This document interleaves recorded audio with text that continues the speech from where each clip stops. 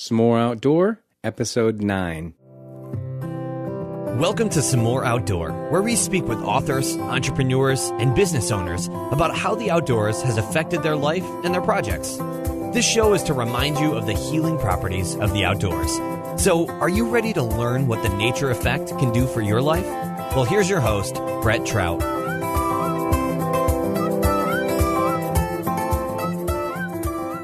Hello and welcome to another episode of Some More Outdoor. I'm your host, Brett Trout, and this is the podcast dedicated to reminding you to get out and experience the nature effect.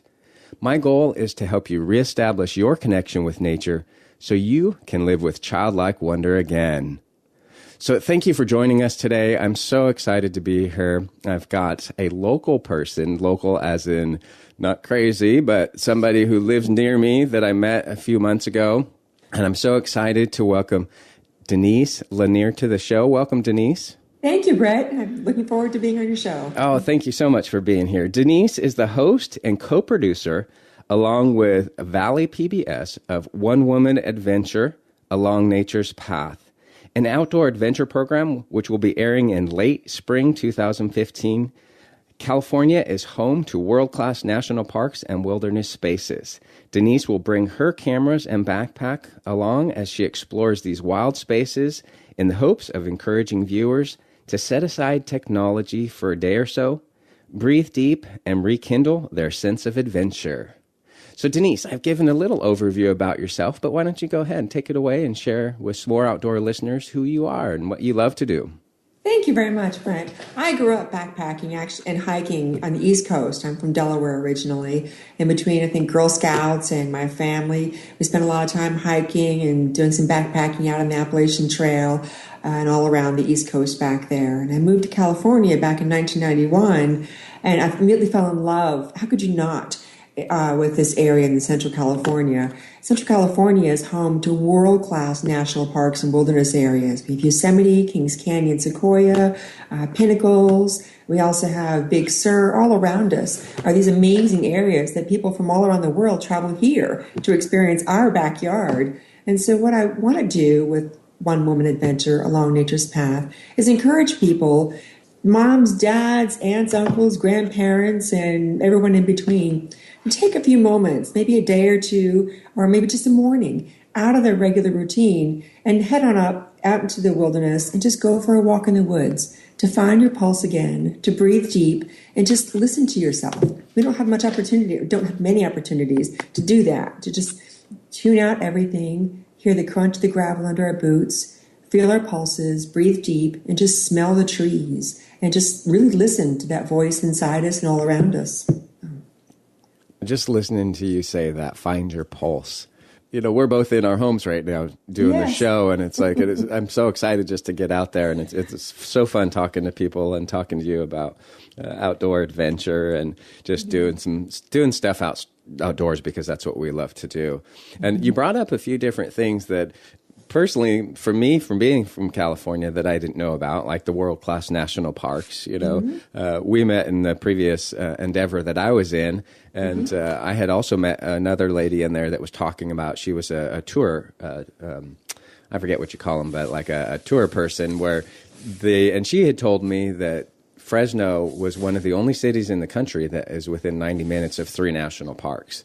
Yes. And that, I thought that was really neat. And then just recently I was doing some research because I was putting a map together for all the national parks and some the information for state parks for the website, and learning about Pinnacles. Yes. You know, I didn't realize that they were still making places national park, and I guess Pinnacles was a monument prior, and just recently came into a national park from President Obama. That's correct. Yeah. I think it was last year, a year and a half ago, which is wonderful. If you have a chance to go out there, it's wonderful. I'm so used to being in forests and trees, but to climb around this really rough lava stone and these fantastic formations, and you realize it's within a day trip. And you can get back and still cook dinner if you wanted, late dinner. Yeah. Oh, yeah. Yeah. No, and I'm excited to talk about where you're headed, I think, this week. With what I like to do, starting off with the show, is just kind of talk a little bit about you and how you live, and some stuff that impacted your life, some events that impacted your life. And one of the things that I get excited about is when I come across a really neat nature quote or a certain mantra that has to do with the outdoors. So if you have one of those, would you like to share those with us, or share it with us and how it can benefit us? I think going back again to the name of the show, One Woman Adventure Along Nature's Path, kind of explains itself, the show. But the notion of rekindling your sense of adventure, we've all had, deep within us, we have that sense of curiosity. When we were little children, we would play outside all day long, until the lights came on, and then even stretch it beyond that if we possibly could. We played with bugs, we dug in the dirt, we did all these wonderful things that somehow along the way, once we started driving, once we started working, and all the responsibilities that we choose to add on to ourselves, that sense of adventure kind of gets put on the wayside. It gets put farther down the list beyond the have-tos and the shoulds. But I think rekindling that sense of adventure is so important for our emotional, spiritual, physical development. And I think when our children see us rekindling our sense of adventure, what a fantastic role model that is for them, to not be so bogged down and not take everything so seriously, but to just, for themselves also, to go outside and play in the grass and take their shoes off and just be adventurous. Our life is short. Why not go for it? No, absolutely. And it saddens me when I see that kids aren't able to spend the time outdoors that we did when we were growing up.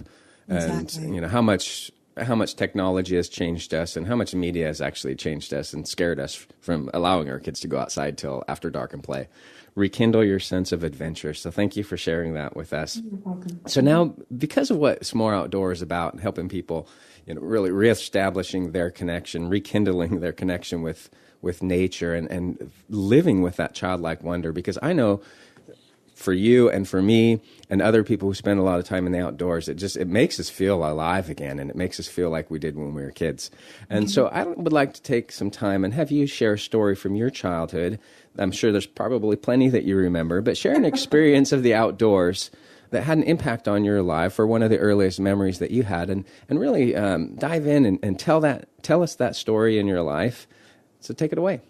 I'm trying to think. There are so many, like you mentioned. I mentioned earlier that I grew up in Girl Scouts, hiking and backpacking. My dad taught me how to backpack, and I think that's probably, in addition to backpacking, we spent a lot of time back home on our boat, back out in the Chesapeake Bay and all the Sassafras River and things like that. And ironically, what comes to mind, beyond all the backpacking experiences that I had and hiking experiences, was my time out on the water on the boat with my dad and my family.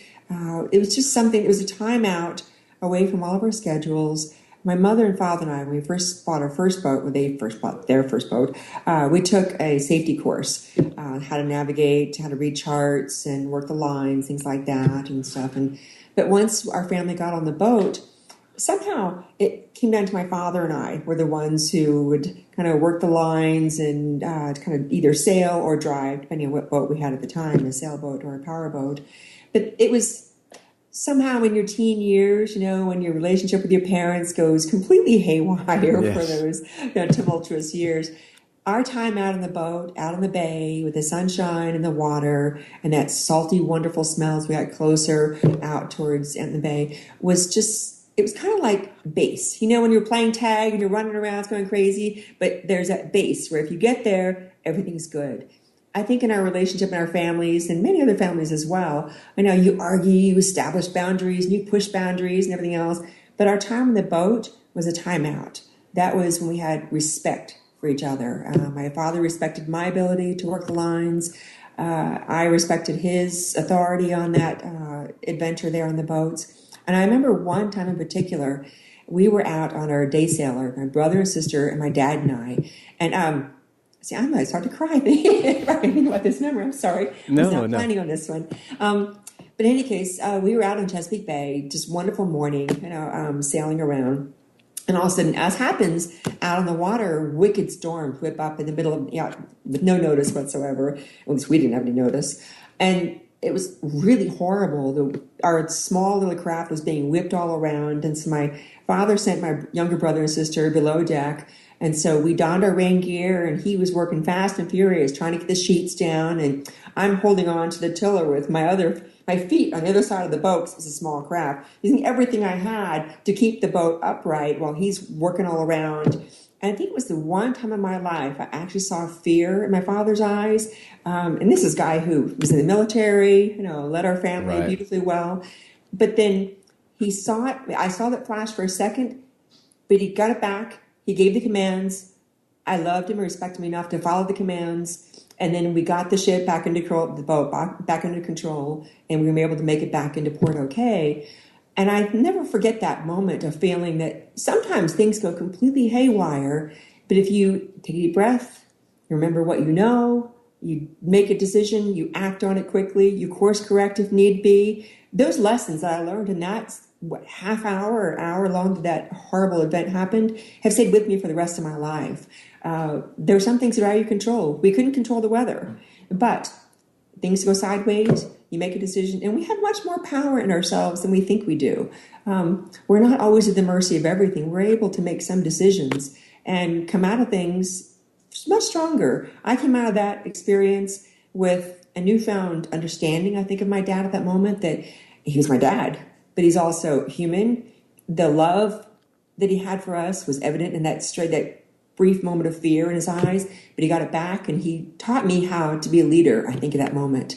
That leaders, they face fear, but they also overcome it and do what needs to be done. And I think when you have people, if you lead with respect, that's what I learned from him. And I've carried that lesson with me when things have gone sideways many times for me on the trail.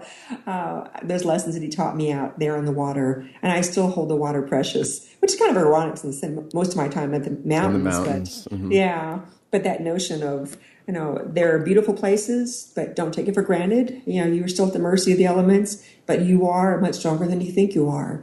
And you can make decisions, and you'll be okay eventually. Gosh, when I was thinking of all these questions to ask people, I never realized the power that this one question would have about a childhood memory.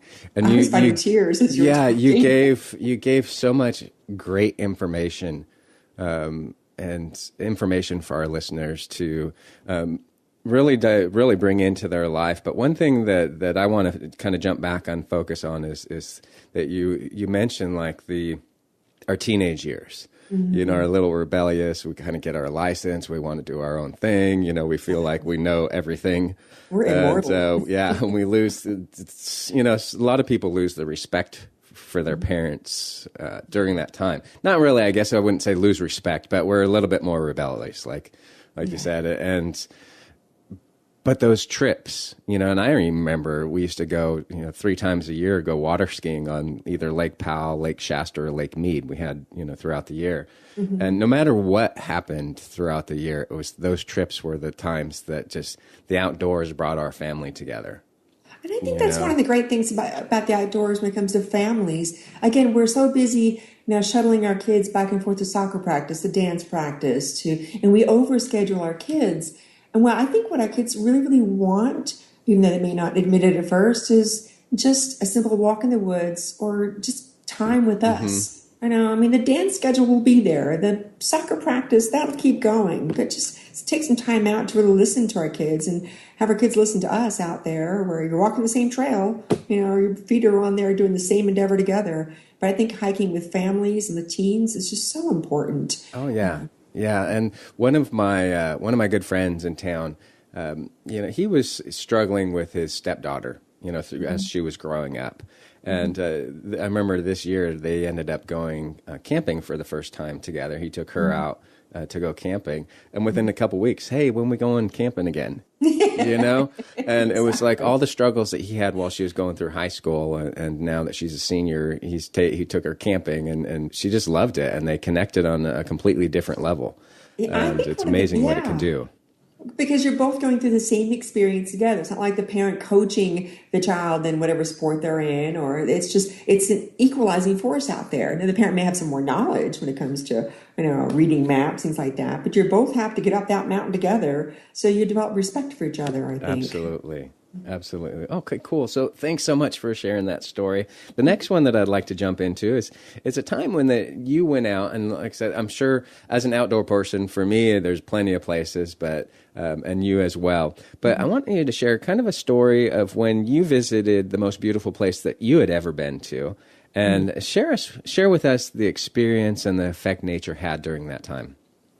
There are so many beautiful places around here. I've been so fortunate to have made my way to. But I think most recently, what comes to mind was the top of North Dome, right there in Yosemite. I've been to Yosemite, I couldn't even count how many times. I finally made it up to the top of North Dome earlier this summer. And it's been an endeavor getting the program going, and also, being a parent and working full time in addition to working the program and things. So I am the first one in line to understand how hard it is to carve out time to find your place in nature. But I finally made it out to North Dome earlier this summer, and I actually came from the Porcupine Flats over Tioga Road, had hiked in that way, set up my tent. Actually, there's very few people out there in the dome. I'm not sure why. It's a great place. But I took my book and a bottle of water out there, and I stood there out at the top of the dome for a while. I was reading a book, and I stood up, and the wind had died down. And in that one moment, I realized that here I was standing, my feet firmly planted on this massive piece of earth. And to my left, I could see Tenaya Canyon, Merced Canyon over there. There was Half Dome looking right here at my left side, this gorgeous alpine glow as the sun was setting. Right across from me, I could almost touch it, was Glacier Point. I could see the lights flickering from cars because the sun was setting and things. And then to my right, if I looked around, there was the entire Yosemite Valley down there, and some families coming and going, maybe down the valley floor. And around the corner would have been El Capitan, Yosemite Falls. But I stood there in that moment, and all the trials and tribulations it's taken to get to that point of the hiking successes, hiking failures, injuries, work schedule, parenting, everything else fell away as my feet. I could feel my feet literally attached to the earth at that moment. I could feel the wind across my face. My arms were just hanging by my side. And I knew at that moment, out of my entire life, I was exactly where I needed to be. That was an incredibly beautiful, beautiful moment, because it was in my favorite place. It was in my Yosemite, my home, my go-to place when everything else in the world is going crazy. I can come back home being enveloped by the domes, the granite, the trees, the wind, the smells of Yosemite. And I was right there in my favorite place in the whole world, just secure, gazing at, like I said, my beautiful Half Dome. I call it mine because when you spend time in nature, it does feel like it's yours in a way. But it was the most precious moment. And I was smiling from the inside out at that moment. And there was nobody around. It was just me. And it was just a beautiful moment. I can't wait to go back there. It's one of my favorite places. I think it will be one of my favorite places to return to again and again whenever I need to remember who I am and my place in the universe. That was such an awesome story. Oh, I mean, your description of it, and I know that people that are listening to the show, those driving to work or driving home from a long day of work or whatever you guys are out there doing right now, that you felt what I just felt when she described her place and that experience in nature, and just the, being grounded to the earth and the wind on your face. We've all experienced that, even if it was when we were a kid and we used to put our arms out, close our eyes, and imagine that we were flying. Right. And as someone who loves Yosemite, I was picturing exactly what she was talking about. I've never been at that spot, but I would think that there's more people from around the world that come to Yosemite and experience what you and I experience than those that actually live in Fresno. It amazes me. And I talk to people here in Fresno. I'll tell them I'm heading back up to my Yosemite this weekend, and they'll kind of almost sheepishly say, I've never been up there. And it's literally right up the road. And they've lived here their whole life. I know. Or they haven't been since they went on a camping trip, school camping trip or experience that they do up there for the kids.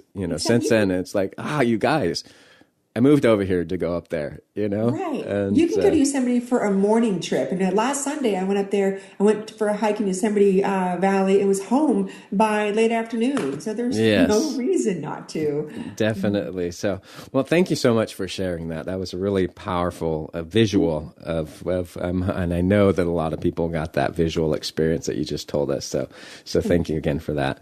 Coming back to, you had mentioned, you know, you've got a full-time job, you've got, you know, you make the time to go out, and you're involved in the outdoors,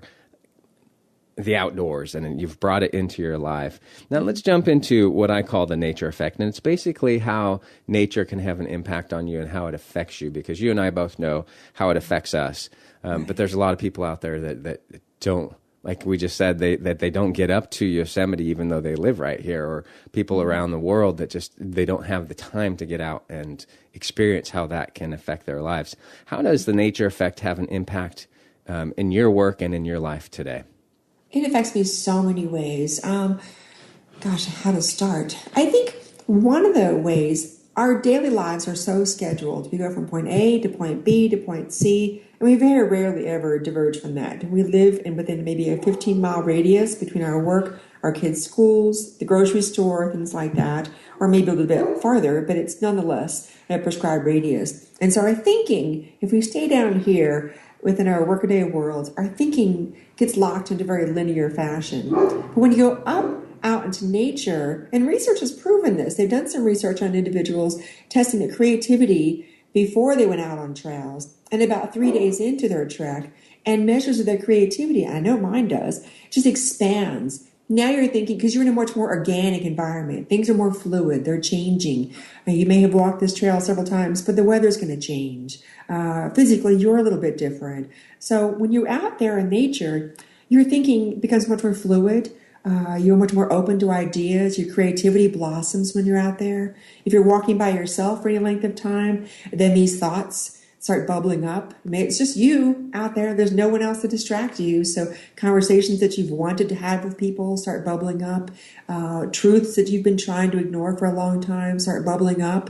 And so you start to, but at the same time, while these things are bubbling up, you're discovering your own physical power when you're out there, because one step at a time, you make it up that hill.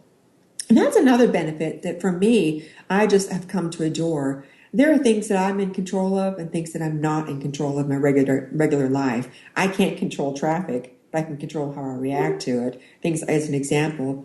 But when I'm up there, you get a sense of accomplishment. When you're down here in regular life, again, you do what you need to do. You might clean the house and start at one end. By the time you finish, the house is messy again. You work on a project for your employer and you hand it over and it's out of your hands. But when you get on the trail, you can accomplish something. You can start something and you can finish it. You work your way up the trail and you can turn around and say, I've done that. Look how far I've come. And you get this immediate feedback of the benefit of what you have the power to do. So I think it's empowering being out in nature. You have much more choices. You can choose to stop. You can choose to go if you want. You also, again, become much more fluid in your thinking. There's so many benefits. And also that time of balance. Now, my regular full-time job, I happen to work at a high-security forensic psych hospital, and it's very prescribed. There are armed guards, barbed wire, everybody wears beige, all the inmates/patients there. So for me, it's vitally important to get out into nature, to see trees, to see a 3D world, to see people from all around the world, and to see beauty. And I think that last point, for me, is what's most precious, is to see beauty when we're out there in nature. We see wildflowers of colors that we couldn't possibly imagine. We can hear the trickle of water that literally trickles into our souls. We can smell scents, the manzanita, that warm vanilla scent. We can smell Jeffrey pines that just carry us. In our worst times, we can go back with that treasure of memories of beauty that we found in the outdoors. They'll get us through one little bump till we get back out there again and just stock up more beautiful memories till our next time. So. Awesome. Yeah. So thank you so much. You're very eloquent when you speak about the outdoors. How can you not be? It's beautiful Yes, out there. and I've been trying to figure out how to write the words that you have spoken. So all you listeners out there, make sure you go back and listen to the beginning of this, because Denise just gave so much great information about what happens when you're outside, and about those things that bubble up. That she spoke about. So make sure you go back and listen to this, after you listen to the show, or you can do it right now. Just kind of hit the back button on your iPhone or however you're listening to this, because there's so much great information that she just shared with you guys about the benefits of the outdoors and about getting away to think, and stuff that would come up that you didn't want, the truths that would come up while you're out there that you've been trying to deny. Those truths, and so much information there, Denise. So thank you again for that information. And I apologize if I speak too much. It's just so exciting. No, it is. Just so passionate about the idea, and there's just such a gift to be able to get outdoors. It's something we can all do. Excuse me.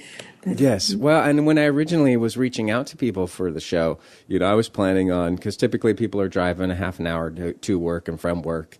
And so I was thinking, okay, half an hour would be good. But what I'm finding is when we start talking about what we love about the outdoors, it tends to go a little bit longer than that. And I'm okay with that if my guests are okay with it. So, great.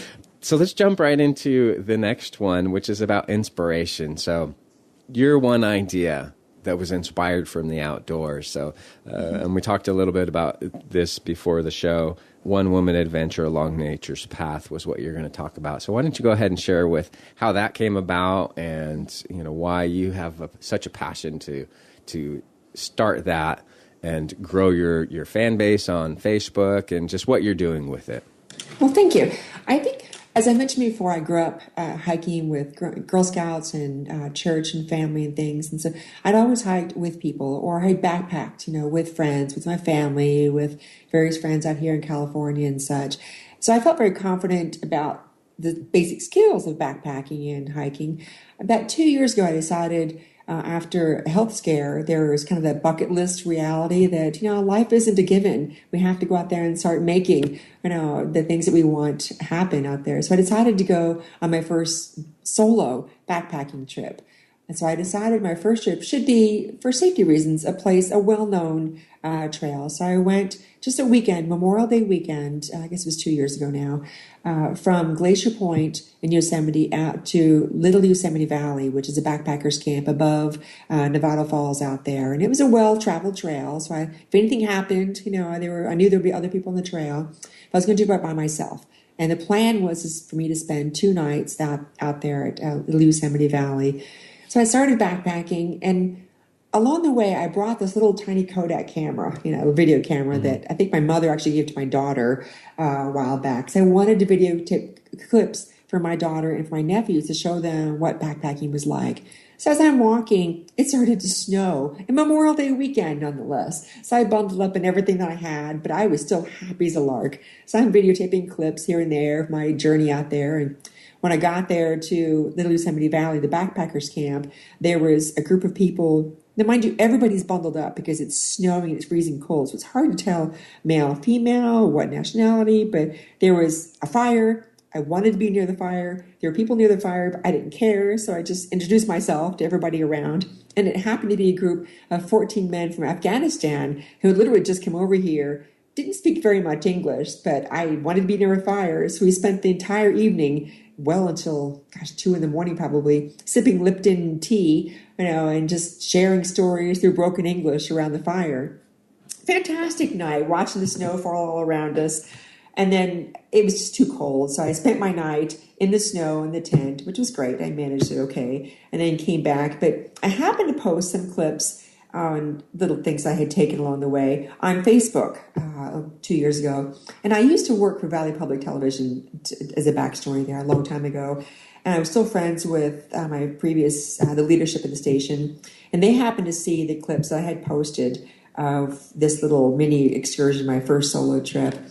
But the women, apparently the biggest surprise of these clips that I posted were from other mothers, private messages, and also just likes and comments on the clips I'd posted. These mothers and these women were just so excited. The note, what I most commonly heard was, I've always wanted to do that, but I never thought I could. Or where can I go? I want to take my family out. Where's a good place to go? Go, girl. I'm so impressed that you go backpacking by yourself. It didn't really occur to me that it was that much big of a deal, actually, to go backpacking solo, but apparently it struck a nerve.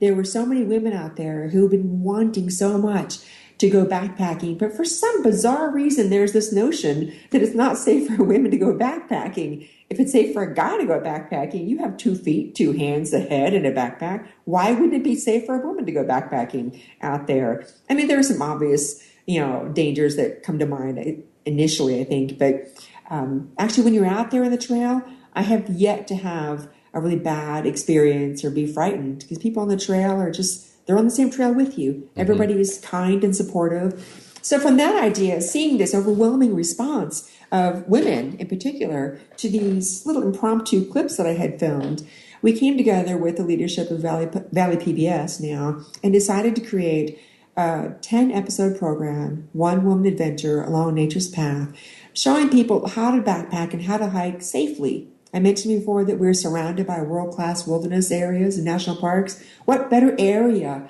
than here to guide people, to let them know, what do you bring in a day pack? What do you bring in a backpack? What are some accessible trails that you can go out on? What do you do if things go wrong? Because things will go wrong, of course, when you're out there. But like it's okay. It snows. It snows on Memorial Day weekend. When you're least expecting it. Right. But it turned out to be a fantastic adventure, and it always does if you just roll with it. But so from there, the idea was born. Initially, my hope was to have a camera person come out, and it'd be more of an educational show. This is what you bring in a day pack. This is how you hike with pets, on and on. But it's since then evolved. With some input from the station leadership that, how about taking just your cameras out there and you filming, meaning me, your adventures out there, and not just this is what you do X, Y, and Z, but what are your reactions to nature? And so it's evolved to much more personal endeavor out there, bringing my cameras out there, my little GoPro cameras, because they're light, because I have to carry everything on my own. Mm-hmm. But my reactions, there have been some tears, there have been some fears, I've been sick, I've been hurt, I've been exhilarated out on the trail. But these are all emotions that I think all of us would go through out there when we're trying something just outside our comfort zone. But the rewards are so amazing. Again, going back to getting outside of our regular schedule. But so far, on the Facebook page, I think the community is built to about almost 1,500 individuals who have really liked the notion of one woman adventure along nature's path, and about 85% of them are women. So it seems to have really really touched people's hearts, this notion, or women's hearts, I should say in particular, that you really can get out there. You're so much more than the labels that everybody puts on you. You're a mother, you're a worker, you're a spouse, you're a sister. You have a pulse too, and that your pulse is just as precious and just as worthy, and you have that same capacity for adventure that everybody else does, and maybe even more, but you don't know until you try. And personally, I'm going to go out there and try. There are a million ways that this program could fail. Who knows? We may not get funding. Who knows what could happen? And there are a million ways it could succeed. And even if it doesn't succeed in this one endeavor, this one PBS program, I still will have spent a year or so out on the most beautiful trails of America. I've met the most fantastic and curious people out on the trail. So it's a win-win. So until somebody says, no, Denise, stop, I'm swinging for the fence. I'm going to go for it. And I think that's another lesson that going out there in the outdoors can teach us, to just go for it. Set your eyes on that way high horizon out there and don't stop. You make your own path and we just go for it. I could talk all day because it's just so exciting. Oh yeah, out there. And I forget when it was that we met. It was earlier this year, and I think you had even just got your Facebook page started, right. The One Woman Adventure. So it's really been neat for me to see that grow into what it's come today, and just watch you as you post your interviews. I think you've done a few different with the news stations, or was it with ValleyPBS? It's that you've actually with posted? Central Valley Talk, with Chuck Leonard's Central Okay. Valley Buzz. That's hilarious. It's live, so I have no idea what's going to happen in those interviews. Yes, no, but oh gosh, and just that people, the inspiration for you to do that, and going back to the beginning, like you said, just posting the information that you posted about being out there on the trail and taking those pictures that you're by yourself, and really neat that you met, those people those guys from Afghanistan. I think that's unique in itself, because I would have thought you would have met Americans out there, and you don't. Yeah. I mean, that's one thing that I've discovered, is that most of the people that come and visit our national parks are from other countries, because they don't have something like this that they can go to. Our national parks are, as Ken Burns said, America's great idea. Oh, it's just such a treasure to set aside a sacred, and it is sacred, in many ways, wild places that match our wild pulses. So thank you so much for the presidents from Theodore Roosevelt on up who have had the foresight to recognize that our American spirit, our spirit as human beings, requires these wide open spaces to remember who we are. Yes. Well, thanks. All those stories that you shared with us, Denise, were just awesome, and I love listening to them. And I'll probably, as I'm editing to them, listening to the whole thing again, listening to them when they go live on iTunes and Stitcher. Now, I want to jump into, because most of the audience that I'm sure there's going to be a wide range of audience listeners out there. But who I really want to help is those people that struggle with getting outdoors and figuring out ideas on how to get outdoors, where to go, and different things like that, and what to do. Now, obviously, you go out and you do a lot of hiking, a lot of camping by yourself up in the mountains in the forest. Right. But what are a couple of other things that you do when you get outdoors? Hiking, getting outdoors, you don't have to bite off the whole bowl at once or you can actually just start by going for a walk outside. For example, just start small. Realizing that there's more to life than the walls that you're looking at right now, or the confines of the car that you're driving in. But to go outside tonight, for example, when you get home from work or during your lunch hour, just go out, set aside your normal routine, what you always do, but go for a walk around the block, or just go out in your backyard or some little tiny patch of grass. Take your shoes off and sit there. Don't worry about what other people think, or just go for a walk and feel the air in your skin. Once you've gotten used to just maybe once or twice a week going for a walk out there around the block, where you work, or just that tiny little patch of grass, then go for just a day hike somewhere. Again, here in Central California, we have Yosemite, which is right up the road on 41, or it depends on where you're coming from. And also, or there's Kings Canyon Sequoia, which nobody seems to go to, but it's this hidden treasure that we have. It's just fantastically beautiful there. But go for a day hike. Just walk around, touch the big trees. Don't just walk on the paved trails, but make it a point to reach out and just literally touch the trees. I know it sounds silly, but just do it anyway, okay? Mm-hmm. This is your hike. You can do it. Go out there and just go for a day hike. I'll soon have some packing lists for what to put in a day pack, but you can go on rei.com. There's some great resources on there. And you don't have to spend a fortune to get out there. I think often people think they're a little intimidated, the notion of going out for a hike or backpacking, because they envision some uber athlete or some grizzly person out there in the trails. But it's just you and yourself, or you and your child, or your grandchild, or your neighbor, or your dog, just going for a walk. Again, to summarize, I would say start for a walk on the block. Next, go for maybe just a day hike. Go for a morning. This past, like I said, Sunday, I went for a morning hike in Yosemite, was back in the afternoon, late afternoon, to do my laundry and stuff. So it's quite possible to get out there and just start in small trails. Talk with a ranger. They love talking with people. Ask them, what's a great hike to go on? This is my first time out here. And they would love to help you find a hike, given your expertise or your novice, or your skill level. So just reach out and say hi to a ranger and make connections that way and go from there. Or contact me on One Woman Adventure Along Nature's Path, and I'd be happy to have a conversation with you and maybe suggest a trail for you and your family to try. Now, when you don't spend time outdoors, what negative effects do you see in your life? Oh my goodness! Like I said earlier, the effects. you start to think everything kind of closes in. We become stuck in this routine.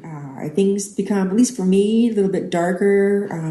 We're not breathing as deep because we're just kind of sailing through. I know, if you drive the same way to work every single day, has there been a few times you've gotten to work and you haven't remembered your trip to work because it's the same trip you take every day? When you can get out, again, you open your eyes, you breathe. But the physical benefits of hiking there are so many, I should say. It's a low impact exercise. You're not out there running marathons, jarring your legs or anything like that. You're just simply going for a walk. That's something that most of us can do. And if you have mobility challenges, there are still ways that you can get out there in the woods. There in Yosemite, there's the valley floor, which is a beautiful paved path around the entire perimeter of the valley floor. There's some great spaces. But when you don't take time to get out, if you stay stuck in your daily routine, you get up, you go to work, you have lunch, either at the cafeteria, you're brown bagging it. You go back home, you go to the grocery store, just that same thing, wash, rinse, repeat again and again. We just get smaller and smaller and smaller. And as far as I'm concerned, until I hear otherwise, I only have one life to live. I have no idea what comes next. So I want this life to count for something, to spend those times, if it's once every other week, once a month maybe, to get out there and put my shoulders back where they should be, lift my head up, and just breathe deep. And again, feel my pulse again. When was the last time you felt your pulse? And I don't mean being angry at the guy cutting you off in the road, but when was the last time you felt your pulse and thought, yeah, I just did that, or I don't know if I can do that or not, but I'm going to go for it, and move that right foot and move that left foot, and we just go for it. Now, how do you make sure that it's the most important thing that you do in your life? Like I said, for me, it's easy to talk yourself out of exercise. It's easy to say, well, I only have Saturday and Sunday. I need to get the laundry done. This is my time to whatever around the house. Forgive me, this may be a little, I'm just going to say it anyway. Okay, I'm going to put it out there. When my time comes, 100 years from now, knock on wood here, yes. And I donate my body to science, I want those med students to sneak back into that room, that lab room sometime, crack open a six-pack, and follow the scars all around my body, because every single scar on me has a fantastic story. Things that have gone haywire, but I am still smiling right now. You asked a question, I can't remember what the question was, but I think it just goes back to that sense of you need to make finding your pulse and being alive a priority. Every single choice we make, we love our children. They're the spirit of our lives. Hopefully love our jobs. Maybe we hate our jobs. Either way, that's not who we are. If we get out there in nature, we find out who we are. I mentioned those uncomfortable truths start bubbling up. At the same time, that sense of empowerment also comes up to say, hey, now, I can do this. Get out there. We see beauty. Going back to one of the negative effects of not getting out there, of not making time to get out there in the wilderness, we forget what beauty is. Our houses, we love our houses. Maybe we don't. I happen to like mine, but nonetheless, it's not the same. It's the same house I see every single day. Where I work is the same walls I see every day. But when we get outside, if we make outdoors a priority, we see colors, we hear smells, we meet people, we hear languages, we see wildlife, we develop a sense of humility. It's this great balance between you feel empowered because you realize what you actually can do, but then you also experience humility because when you're faced with a 300-pound bear staring at you in the trail, you realize, hey, now, I'm not the only person on this trail. I need to dial it back a little bit here and realize my place in the scheme of things. So I'm all over the map just because I get so excited about it. But I think being outdoors, even if you do it once a month, just go for a walk, go for a hike, and work your way up to a backpacking trip. I can promise you this. If you find a way to work your way up to a weekend backpacking trip, you will be hooked because you realize this is what life is. If it's by yourself, if it's with your child, if it's with your best friend, if it's with your significant other, it's you out there making those steps and that feeling that power, that sense of just humility and awe. Awe, that's it. That sense of awe that you feel. Could you imagine you do everything you checked all the boxes, you've done all the shoulds and have tos, but you've gone through your entire life without feeling a sense of awe, of a sense of just that taking your breath away when you see a grand vista, or you see a mother and a bear and a baby cub, or you see your own child bending over, playing with the beetle, that sense of, yes, thank you. Well, you said you forgot what that question was about. You answered like the next three questions that I had in that question. So no, I mean, it was just you gave so much great information for our listeners. The question originally was, how do you make sure it's the most important thing that you do in your life? And what I want everybody to get out of what she said, so much that she did say, just was making it a priority.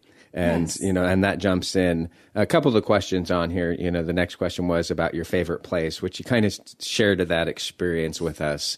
How North Dome is going to be your new favorite place to be going. And then one of the final questions was, what's the best advice you have for someone who wants to get out but struggles with a limited amount of time? You're more than welcome to answer that question. You kind of did a little bit in the last answer that you gave. But what I'm finding is that people just struggle with the amount of time that they have in a day or in a week. Because a lot of the people that are listening to this, they've working their 9 to 7 job or whatever. They get home, they eat, they relax in front of the TV. The weekend comes, their kids are in sports, so they're going, doing all that. And then Sunday's here, and they've got chores and stuff to do around the house. So they're really strapped on that time to be able to do it, and don't have as much free time as us that actually make it a priority in our life. Well, I think what it comes down to, we have a list of, do you want to spend your entire life checking off boxes? And these are all valuable, wonderful, honorable, good things that need to be done. I'm not in any way denigrating, the valuable things that we do, the sacrifices that we make for our family and our homes and our communities. These are great things that need to be done. However, our lives are so precious. To not ever feel that sense of awe. Like I said, just once a month, just go for a morning hike. And maybe once a week, that's it, just out of your entire schedule, once a week, take your shoes off. It's getting a little cold right now, I get that. Or maybe leave your shoes on, but walk out on grass. Get off the pavement, leave the phone in the house or put it in your pocket. Just walk on some grass. There's little tiny steps. And then you'll find that you kind of like that. You kind of like walking on the grass. Then maybe you kind of like going for that morning hike, and wherever you can get to, if it's a neighborhood park or a national park. And then from there, make it a priority to live. Not just check boxes off and do your would, shoulds, and have tos and all that stuff, but to genuinely experience what a great gift, what a great gift that you can give to your children and to your community, to be a person who is vibrant, who's alive, and who's ready to just feel the best of life. And when you can feel the best of life, you give the best of life to other people. So, you've shared so much words of encouragement for our listeners out there, Denise. So it's been an honor to have you on the show. Final words of encouragement that our listeners that you want our listeners just to walk away with, and then how we can connect with you. Maybe, with your website and different platforms, things like that. I thank you very much for this opportunity. First of all, it's been a joy, and I apologize if I've been all over the map. It's just when you talk about something so passionate. Yeah. It's just, in fact, I'm going to finish this and go out for a walk myself right now, as a matter of fact, just because I simply love being out there. But I think ultimately one of the goals of One Woman Adventure Along Nature's Path is, again, like I mentioned, to help people rekindle that sense of adventure and to find their pulse, to realize that your life is so precious, that your life is not merely a schedule, Monday to Friday or whatever your schedule happens to be, but you are precious. You have such amazing potential inside you, no matter what's happened in your life. And we have all had horror stories and horrible things that have happened in our lives. And I think that notion of being outside with you and the universe, that time away just to listen, that needs to be a priority in our lives, just to listen, to realize that, you know what, I'm all right. No matter what's going on right now, it's going to take a while. But one way that you can think your way through this, find out what resources you need, what priorities you need to make, is to take a few moments to yourself. Either it's on the trail, out for a walk, but just to listen to yourself. And it's amazing what you'll find and what strength you'll find within yourself. You'll feel your pulse again. And how to connect with me? Yes. That would be probably easiest right now on Facebook. Facebook.com and One Woman Adventure Along Nature's Path. There's a website, but until the program is up, which will be late spring, right now that's kind of a blog of my experiences out on the trail, which have been some interesting experiences thus far. And I welcome your feedback on some of those stories. But for now, Facebook would be the best way to contact me. And I would love to have a conversation with you if you're not quite sure where to go for your first hike, or maybe you've just come off a trail and you just thought it was amazing. You want to share it. Send me pictures. I would love to see your pictures out there in the nature. And you can share your trail experiences with me. We'll pass them on. But it's just, we can do this together. There's this amazing community building right now, particularly women who are realizing, you know what? I've been capable of a career. I've created children, for heaven's sake.